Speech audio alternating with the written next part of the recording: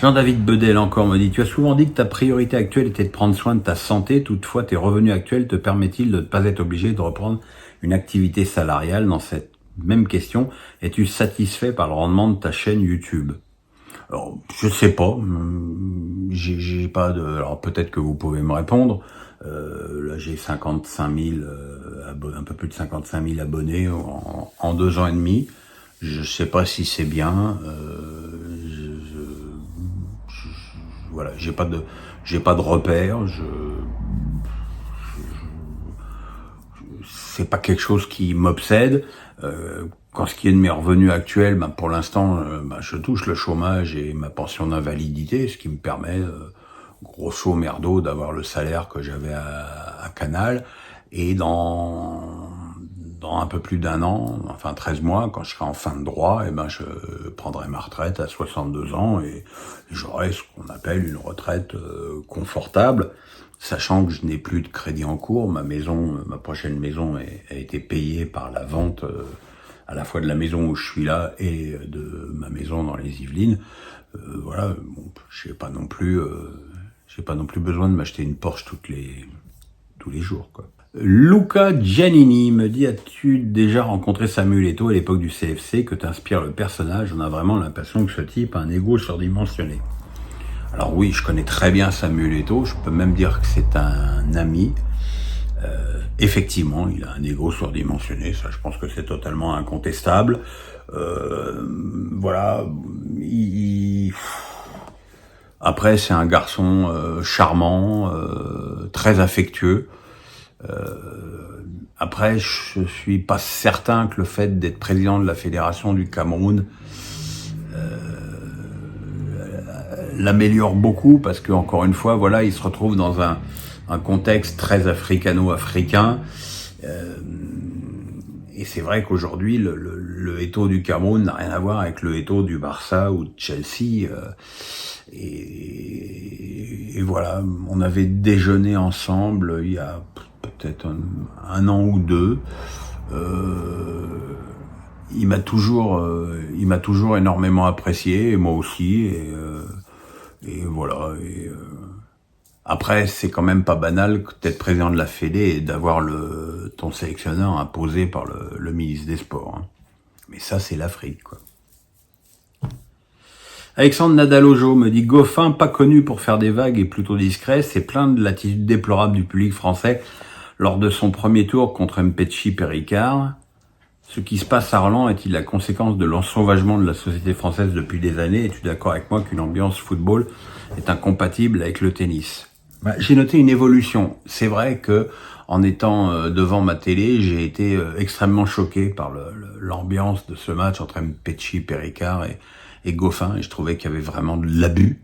Après, sur les matchs d'après, notamment le match de Moutet contre Hoffner, j'ai trouvé que c'était plus bon enfant. Ça prouve que le public a eu l'intelligence de corriger lui-même son attitude. Après, bon, c'est vraiment un phénomène de première semaine, puisque tout ça, c'est pour encourager des joueurs français, et que les joueurs français, en deuxième semaine, il n'y en a pas. Donc, Yves Perry me dit « Ravi du retour des Verts en Ligue 1 et aussi du départ des 2 fossoyeurs du club. Que penses-tu du repreneur et des possibilités de recrutement ?» Il faut déjà que tout ça soit officiel, entériné, et que les gens se mettent au travail. Ce qui est évident, c'est que Saint-Étienne ne peut pas se permettre de se présenter en Ligue 1 avec l'équipe qu'ils avaient en Ligue 2, que cette équipe a besoin considérablement de se renforcer dans toutes les lignes, quoi. Donc voilà, bonne chance à eux. En tout cas, le repreneur et le directeur du football prévu sont des gens extrêmement compétents.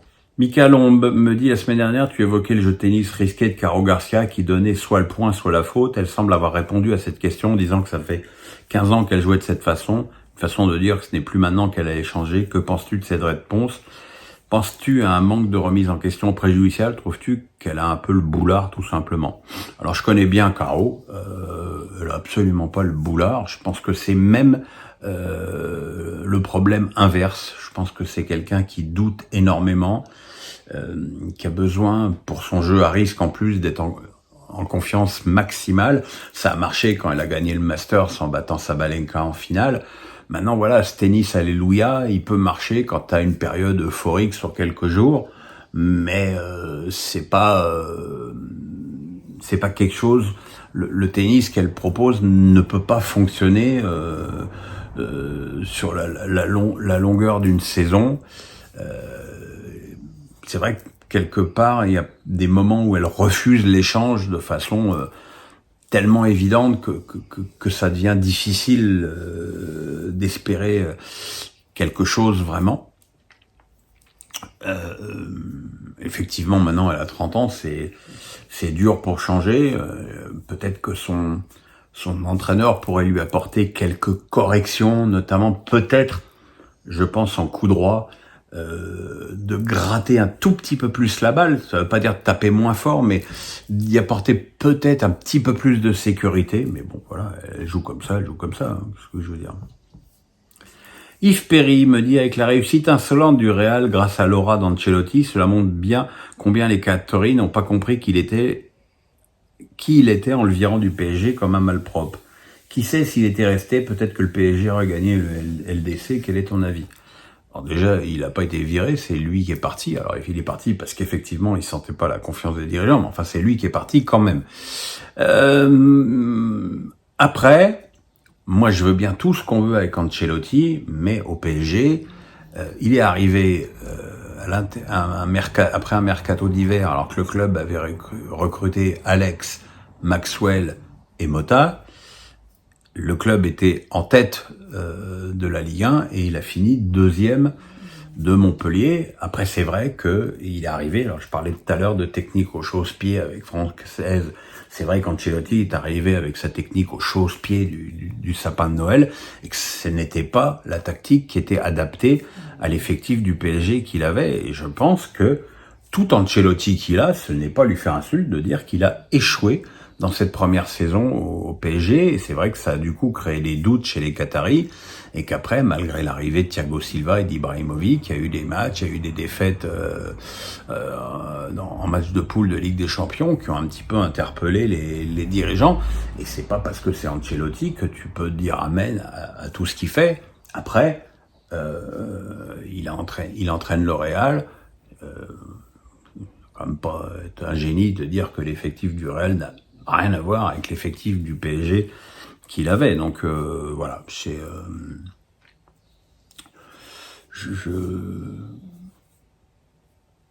très honnêtement, quand il a quitté le PSG, j'ai pas senti que c'était une perte immense. Et je pense que c'est un petit peu malhonnête de se référer à ce qu'il a fait après avec un autre club. Et rien n'indique qu'il aurait gagné une Ligue des Champions avec le PSG. Dernière question de la semaine de Manu B. Tu as fait un tweet assez sévère sur Rachid Zeroual, qui a d'ailleurs été beaucoup commenté de façon positive et un petit peu négative. Quelle est ta vraie position sur le personnage? Rachid Zeroual, ça fait 30 ans qu'il gravite autour de l'OM. Quand je dis gravité, ça veut bien dire gravité.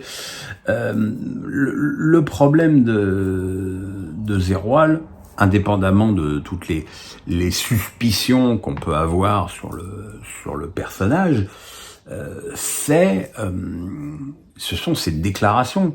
Le mec s'est quand même vanté d'avoir fait virer Didier Deschamps. Il s'est vanté, là encore une fois, il a donné rendez-vous aux dirigeants en septembre. C'est un mec qui passe son temps à mettre la pression, comme s'il n'y en avait pas assez déjà à l'OM.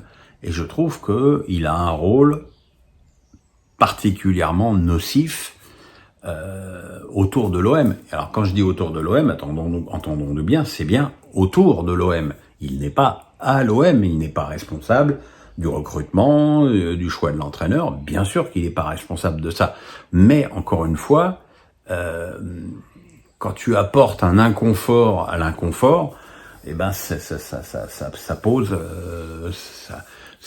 pose des problèmes. Après, je pense que le club n'a absolument aucun moyen de l'évincer d'un groupe de supporters qui est totalement indépendant. Voilà, c'est une des croix de ce club.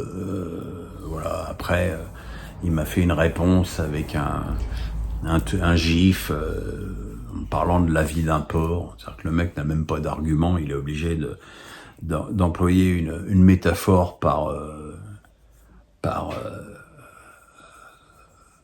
vidéo interposée. Très franchement, j'ai pas très envie de lui parler. De toute façon, j'imagine que moi aussi, il me menacerait assez rapidement, puisque de toute façon, c'est son credo. Donc voilà, ça me semble être un triste personnage et être à l'image de ce qui se passe. T'es bien au soleil, toi, hein, mon chien. Et des innombrables problèmes de ce club qui est à la fois si attachant et si agaçant. Voilà. Bah écoutez, voilà, hein, on va se retrouver. Alors je sais même pas quand est-ce que le match de l'équipe de France, c'est pour vous dire à quel point ça m'intéresse. Mais enfin bon, le jour où il sera là, je serai là aussi. Portez-vous bien, le pouce, on s'abonne et très vite. Bye bye.